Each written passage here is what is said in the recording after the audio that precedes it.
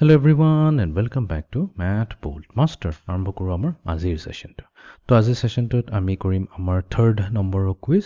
So আমি সাৰ্কুলাৰ ওপৰত বহুতখিনি প্ৰবলেম অলৰেডি সলভ কৰিলোঁ। তো তাৰ ওপৰতে কেইটামান কুইজ প্ৰবলেম আজি সলভ কৰিম। So let us begin. Question number 1. Find the area of a circle with circumference 37.68. It is circumference যদি দিয়া আছে আমি জানো circumference formula কি হৈছে 2 into pi into radius. এটো হৈছে circumference. এটো দিয়া হৈছে equals to 37.68. ঠিক আছে। এতিয়া কৈছে যে এই ইনফৰমেশনটো ইউজ কৰি পেলাই এৰিয়া ওলাব লাগে। তো এৰিয়াটো তো জানো আমাৰ এৰিয়া হৈছে কি এৰিয়া অফ এ সাৰ্কেল হৈছে pi r স্কয়াৰ। তো তাৰ মানে কি আমাক ৰেডিয়াসটো লাগিব। তো এই ইনফৰমেশনৰ পৰা আমি ৰেডিয়াস ওলাব লাগিব। তো আমি কি কৰিম both sides আমি 2 pi ৰে ডিভাইড কৰি দিম। সো 37.68 ক আমি 2 pi ৰে ডিভাইড কৰি দিম। এতিয়া পাই জায়গাত আমি এটা কাম কৰো 3.14 লৈ লওঁ। ঠিক আছে। আৰু এটো ক্যালকুলেটৰ ইউজ কৰি পেলাই আমি r ভ্যালুটো ওলাব চেষ্টা কৰো। সো ক্যালকুলেটৰ লৈ লওঁ। আমাৰ আছে নিউমাৰেটৰত আছে 37.68 divided by denominator আছে 2 into 3.14 হল। তো এটো দিব আমাক 6। তো তাৰ মানে আমি ইয়াতে ৰেডিয়াস পাইছো 6। তো ইয়াতে 6 ইয়াতে সাবস্টিটিউট কৰি দিব পাৰিম। তো আমি কি পাম পাই 6 হোল স্কয়াৰ। তো তাৰ মানে আমি পাম 36 পাই। এইটোৱে হৈ যাব আমাৰ এৰিয়া অফ দা সাৰ্কেল। তো ইয়াতে আমি টাইপ কৰিম 36 pi লিখি দিম আৰু এইটো হৈ যাব আমাৰ final answer. Okay, next question. Question number 2. A 5 centimeter into 11 centimeter rectangle sits inside the circle with radius of 12 centimeter. তাৰমানে আমাৰ এটা সাৰ্কেল আছে যাৰ ৰেডিয়াস হৈছে 12 centimeter. ইয়াৰ ভিতৰতে এটা ৰেক্টেংগল সোমাই আছে যাৰ ডাইমেনশনটো দি আছে 11 by 5 বা 5 by 11 কয় একে কথা হয়। আমাক এই শেডেড ৰিজনটো কৈছে। তাৰমানে এই ৰেক্টেংগলটো এৰিয়া খোজা নাই, ৰেক্টেংগুলাৰ বাহিৰত আৰু সাৰ্কুলাৰ ভিতৰৰ এৰিয়াটোহে ওলাব দিছে। তো এইটো কাৰণে আমি প্ৰথমতে সবতকৈ ডাঙৰ এৰিয়াটো ওলাইলো যোনটো হৈছে আমাৰ সাৰ্কুলাৰ এৰিয়া। তো এই সাৰ্কুল হৈ যাব কি পাই ইনটু ৰেডিয়াস স্কয়াৰ। ৰেডিয়াস কিমান হ'ব 12 দিয়ে আছে 12 স্কয়াৰ। 12 স্কয়াৰ মানে হৈছে 144। তো এইটো হৈ যাব 144 পাই। আৰু ইফালে আমাৰ আছে rectangle. So area of rectangle যদি লওঁ এটো কি দি আছে 5 centimeter into 11 centimeter. তো 5 into 11 কিমান হৈ যাব 55।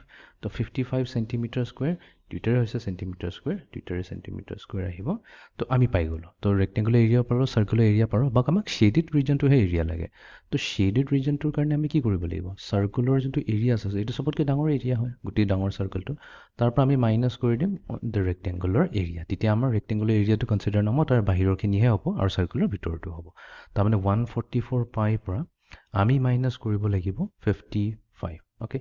তো ইয়াতে আমাক ক্যালকুলেটৰ দিয়া হৈছে। সো আমি ক্যালকুলেটৰটো ইউজ কৰি লম। তো আমাৰ তাত আছে 144 পাই। পাই জায়গাত আমি লওঁ 3.14। ঠিক আছে। Bracket close minus 55।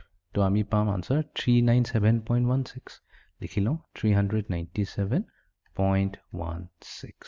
ওকে। তো ইয়াতে আমি টাইপ কৰি দিম 397.16. Okay, এতিয়া আমি যাওঁ next question to লৈ। A circle has a circumference of 113.04. What is the diameter? তো circular circumference তাৰমানে কি 2 pi r দিয়া আছে 113.04 আৰু আমাক সুধিছে ইয়াৰ ডায়ামিটাৰটো কি হ'ব ৰেডিয়াস সোধা নাই কিন্তু ডায়ামিটাৰ সুধিছে। তো আমি এটা কাম কৰো এই লেফট হ্যান্ড সাইডত যত আমাৰ 2 pi r আছে ইয়াতে আমি এনেকাকৈ লিখিব পাৰো pi into 2r equals to 113.04 113.04। এটো এখানে লিখিছো because 2r মানে কি হৈছে ডায়ামিটাৰটো হৈছে ডায়ামিটাৰে হৈছে ডাবল দ্য ৰেডিয়াস। তো এটো ফৰ্মুলাটো আমাৰ কি pi into d হ'ল 113.04। তো আমাকটো d হে লাগে ডায়ামিটাৰ ওলাব দিছে। তো 113.04 ক আমি কিহেৰে ডিভাইড কৰিম পাই ৰে ডিভাইড কৰিম। এটা পাইটোক আমি এটা কাম কৰো 3.14 লৈ লওঁ।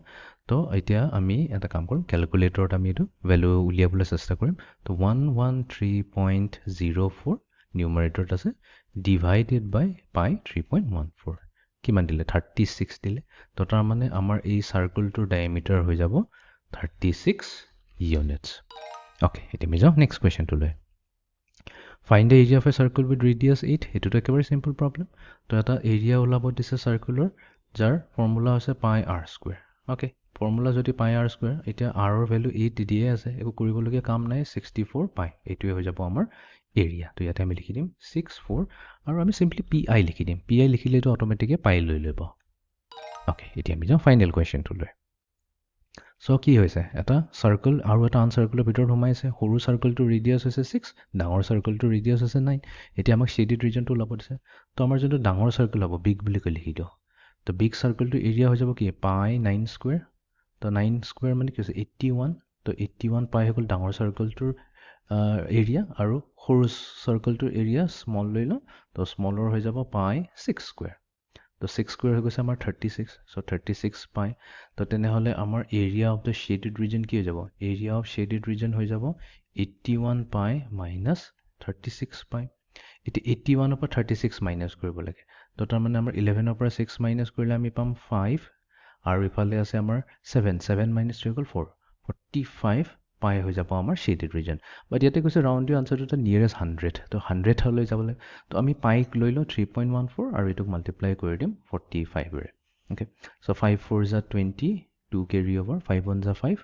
6 7 so 5 3 is 15 multiplied by 4 times 4 হৈ গ'ল 16 carry over 1 4 1 is 4 plus 1 হৈ যাব আমাৰ 5 আৰু এইফালে থাকি গ'ল 4 3 is 12 এড কৰি দিওঁ 0 এইটো হৈ গ'ল 13 5 plus 5 10 ইফালে হৈ গ'ল 11 2 3 4 14130 আৰু আমি ডেচিমেল পইণ্টটো ল'ম তো এইটো পাই যাম 141.30 তো তাৰ মানে আমাৰ আহিব 141.30 অ'কে তো এইটোৱে আছিলে আমাৰ আজিৰ কুইজ ছেশ্যনটো তো এই কুইজত আমি মষ্টলি আমাৰ শেডেড এৰিয়া কেনেকৈ কেলকুলেট কৰিলে সেইটো চালোঁ শেডেড এৰিয়াৰ কি থাকে দুটা ফিগাৰ থাকিব এটাৰ ভিতৰত এটা সোমাই থাকিব আৰু আমাক তাতে কেইটামান ৰিজন শ্বেড কৰি দিব সেইটোৰ এৰিয়া ওলাব লাগে দেন আমি চাৰ্কামফাৰেঞ্চ অফ এ চাৰ্কল ওলালোঁ এৰিয়া অফ এ চাৰ্কল ওলালোঁ তো এইটোৱে আছিলে আমাৰ আজিৰ ছেশ্যনটো তো আমি এটা ইউনিট টেষ্টৰ নেক্সট ছেশ্যনটোত কভাৰ কৰিম so' see you in the next session thank U